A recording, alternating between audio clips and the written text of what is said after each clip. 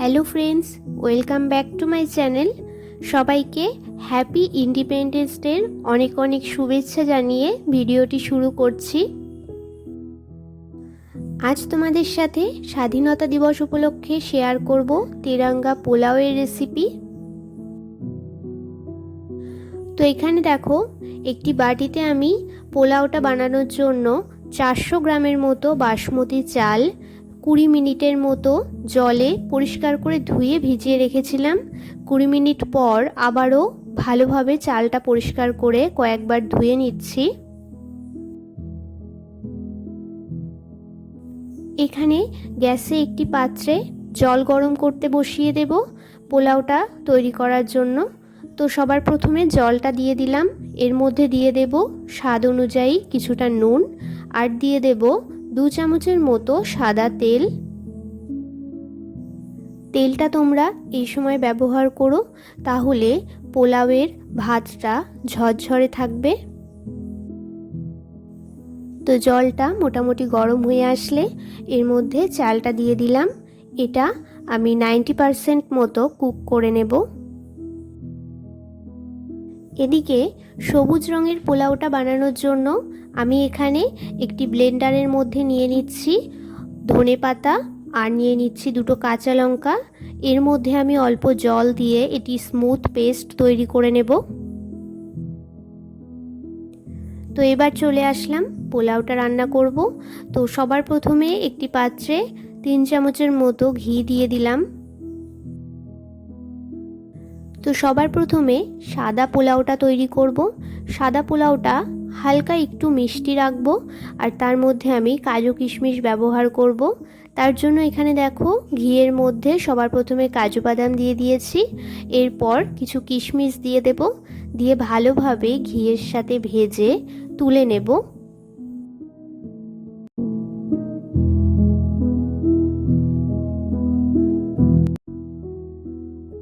এবার এর মধ্যে দিয়ে দেব গোটা গরম মশলা।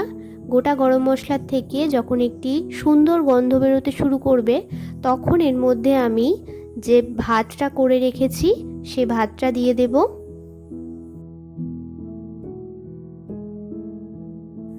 প্রতিটা পোলাও রান্নার ক্ষেত্রেই আমি খুব কম উপকরণ ব্যবহার করেছি, যেগুলো তোমরা বাড়িতে সহজেই পেয়ে যেতে পারো।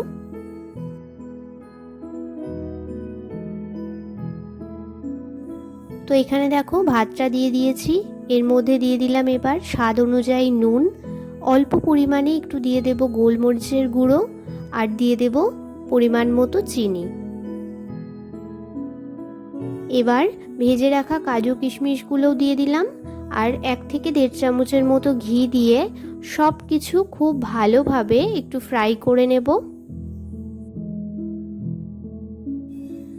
কিছুক্ষণ নাড়াচাড়া করার পরে তোমরা নুন মিষ্টিটা একটু চেক করে নেবে, তাহলেই তৈরি হয়ে যাবে আমাদের সাদা পোলাও।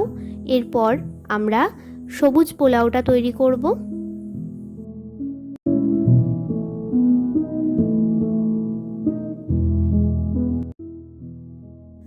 সবুজ পোলাও বানানোর জন্য আমি এখানে আর ঘি ব্যবহার করিনি, 1 চামচের মতো বাটার ব্যবহার করেছি।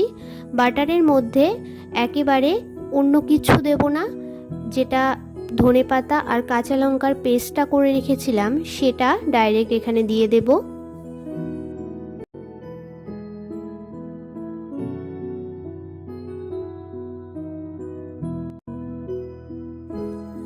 এবার এর মধ্যে দিয়ে দেব স্বাদ মতো নুন,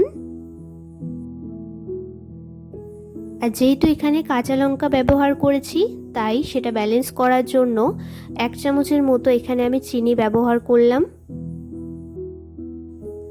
এবার খুব ভালোভাবে নাড়াচাড়া করে এর মধ্যে ভাতটা দিয়ে দেব।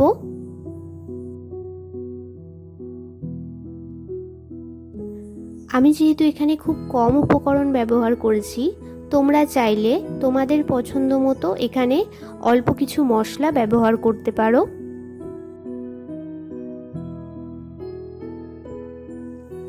ভাতটা দিয়ে সব কিছু খুব ভালোভাবে নাড়াচাড়া করে নামানোর আগে আরও কিছুটা বাটার দিয়ে আবারও কিছুটা নাড়াচাড়া করে নামিয়ে নেব।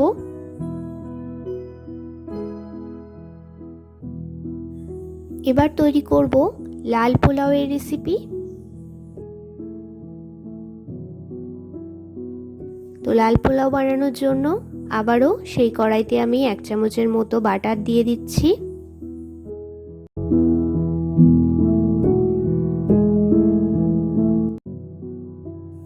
এবার এর মধ্যে আমি দিয়ে দেব একটি টমেটো পেস্ট। এই টমেটো পেস্টের মধ্যে আমি 1 চামচের মতো কাশ্মীরি রেড চিলি পাউডারটা ব্যবহার করেছি, যাতে এর লাল রং কালারটা আরও ভালো আসে। এর মধ্যে এবার দিয়ে দেব স্বাদ মতো নুন, আর দিয়ে দেব সামান্য পরিমাণে গরম মশলার গুঁড়ো।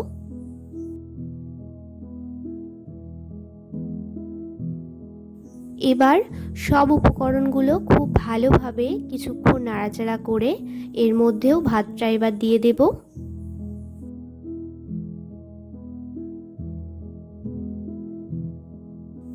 তোমাদের যাদের বিটরুটের ফ্লেভারটা পছন্দ, তোমরা এখানে টমেটোর পরিবর্তে বিটরুটের পেস্টও ব্যবহার করতে পারো।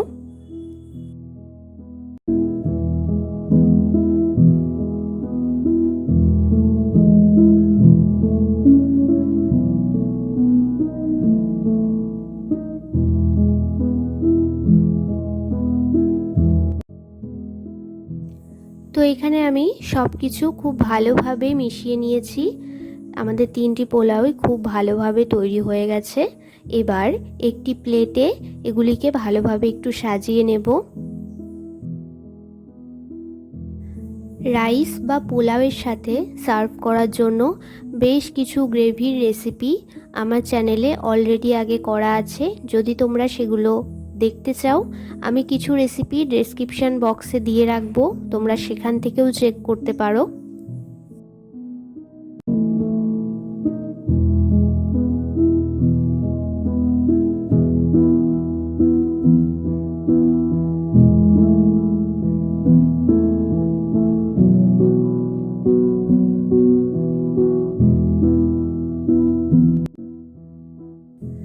তো এখানে আমাদের তিরঙ্গা পোলাওয়ের রেসিপি একদম তৈরি। এটা আমরা খুব ভালোভাবে সাজিয়েও নিচ্ছি। তো তোমাদের এই রেসিপিটি কেমন লাগলো আমাকে অবশ্যই কমেন্টে জানিও। যদি ভালো লেগে থাকে তাহলে একটি লাইক করে দিও। আমার চ্যানেলে নতুন হয়ে থাকলে চ্যানেলটি সাবস্ক্রাইব করে পাশে থেকো। দেখা হচ্ছে নতুন কোনো ভিডিওতে। আর তোমাদের সবাইকে আরও একবার জানাই স্বাধীনতা দিবসের অনেক অনেক শুভেচ্ছা।